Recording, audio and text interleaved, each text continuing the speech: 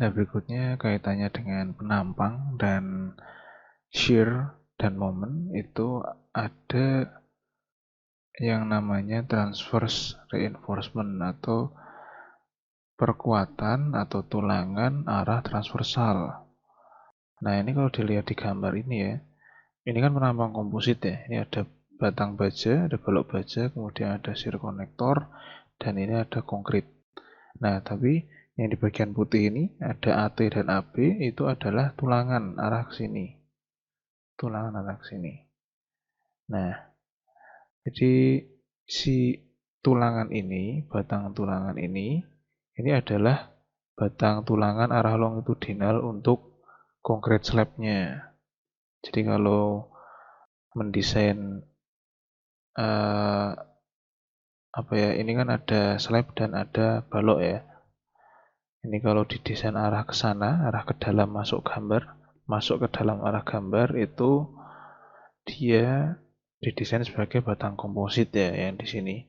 Tapi kalau mendesain yang ke arah sana, yang ke arah satunya, ke arah samping, itu didesain sebagai sebagai penampang beton ya. Maksudnya seperti ini.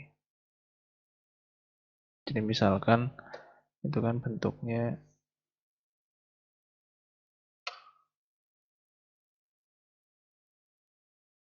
nah katakanlah seperti ini ya. Saya ulang saja sebentar.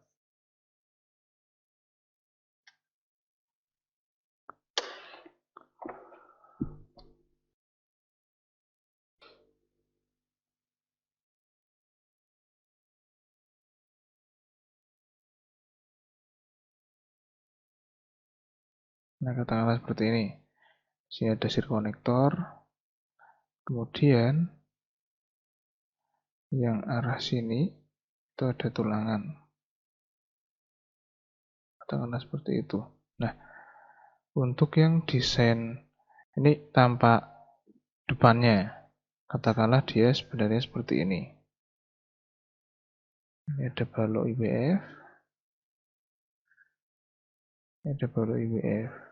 Nah, kalau dipotong di sini, itu penampangnya akan seperti ini. Nah, ini desainnya komposit. Tapi kalau dipotong ke arah sini, nah, ini kan nanti penampangnya jadinya dia hanya seperti ini ya.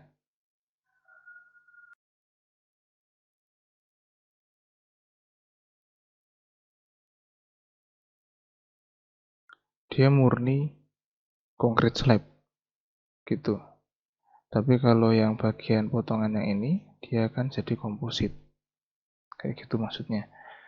Jadi kalau dipotong ke arah bagian ini, kita mendesain yang arah ke sana, itu jadinya konkrit slab murni. Tapi kalau yang ke arah sana, itu jadinya komposit.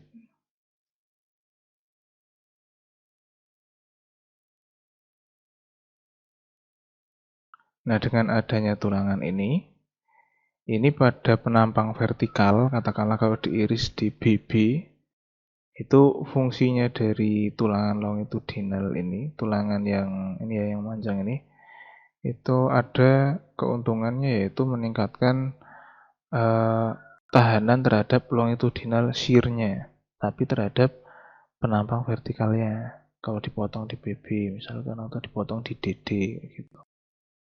Tapi terhadap si konkret slab-nya, dia merupakan perkuatan utama, perkuatan memanjangnya gitu. Nah, kalau terhadap balok kompositnya, ini kan karena kalau masih ingat di beton ketika ada slab dan balok dicor menjadi satu maka dia disebut balok T ya. Tapi kalau di komposit baloknya itu baja, kemudian slabnya beton. Nah, kalau ada tulangan yang ini, maka di penampang kompositnya dia menjadi transverse reinforcement atau tulangan arah transversal. Sama halnya dengan kalau di balok T itu semacam tulangan gesernya. ya, semacam tulangan gesernya gitu. Jadi ada fungsi untuk meningkatkan shear strength-nya dari si konkret. Dan untuk perilaku strukturnya itu bisa dihitung dengan mirip dengan cara yang diterapkan pada balok T, pada beton. Kaitannya dengan truss analogi. Nah, untuk melakukan desain dari tulangan ini ya, untuk melakukan desainnya, prosedur desainnya itu cukup luas ya yang harus dibahas, karena hitungannya harus melibatkan ini. Kalau kita hitung, kita mau menentukan prosedur umumnya itu cukup luas karena susunan shear konektornya beda, nanti akan berbeda juga cara hitungnya. Jenis shear konektornya beda lagi, nanti akan beda lagi cara hitungnya. Kemudian haunch-nya, kemudian apakah dipakai precast atau komposit, slabnya. Kan slabnya bisa precast ya. Ada slab precast gitu kan, tinggal pasang kemudian di grout, atau yang dicor biasa itu beda lagi nanti. Kemudian interaksi antara longitudinal shear stress-nya dengan penampangnya, kemudian ada momennya yang ini MS ini yang harus dipertimbangkan, transverse bending moment. Kemudian nanti ada efek dari vertical shear stress-nya juga akibat beban yang ada di slab. Itu nanti akan ada vertical shear stress yang seperti biasa dihitung itulah di ATB ya, di analisis gangguan bahan. Itu kan ada vertical shear stress-nya. Nah, itu juga terlibat juga di sini, ada efeknya. Tetapi untuk vertical shear stress itu bisa diabaikan karena biasanya cukup kecil nilainya dibandingkan dengan longitudinal shear-nya. Nah, pada penampang yang seperti ini, di zona EFGH ini sebenarnya dia adalah bagian kritis juga. Dia adalah zona kritis juga karena zona kritis yang akan gagal terhadap geser ya, di zona EFGH ini. Nah, ini tergantung seberapa dalam pemasangan shear konektornya, kemudian seberapa tebal slabnya. Jadi kalau di hitungan-hitungan desain itu kan ada penentuan minimum thickness-nya untuk slab ya, tebal minimum untuk slabnya itu kan ditentukan. Nah, sebenarnya itu untuk mengantisipasi ini kegagalan geser di sini. Nah, akhirnya tebal minimum thickness itu seperti memindah yang tadinya kritis di sini, itu dipindah di sini, di section BB. Jadi bagian kritis tidak lagi ada di sini, tapi ada di sini. Di penentuan tebal minimum itu untuk menghindari kegagalan di sini salah satunya. Tuh. Nah, tetapi di lain kasus, apabila yang ditemui bukan balok T, tetapi lebih kepada balok L ya, artinya ada unsymmetrical. Jadi ada kedua sisi di samping kanan dan kiri ini tidak sama, karena beban itu kan jatuhnya di slab.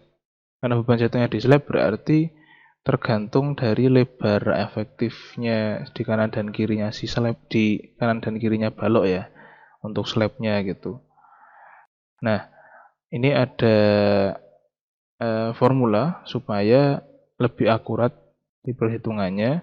Kalau tadinya ketika membahas T-beam itu balok T itu longitudinal shear-nya itu bisa sama kanan kiri dalam si balok. Nah, sekarang kalau menjadi balok L itu ada penyelarasan yang harus dilakukan. Jadi bagi dua, yaitu untuk VL di zona BB ini, irisan BB ini, itu VL-nya yang tadinya 1, yang tadinya di sini sebagai VL, longitudinal shear, itu disesuaikan dengan B1 dibandingkan dengan B. B ini lebar efektif untuk penampang L ini ya. B1 per B. Kemudian untuk yang untuk section DD sama juga, yaitu VL-nya dikalikan dengan B2 per B.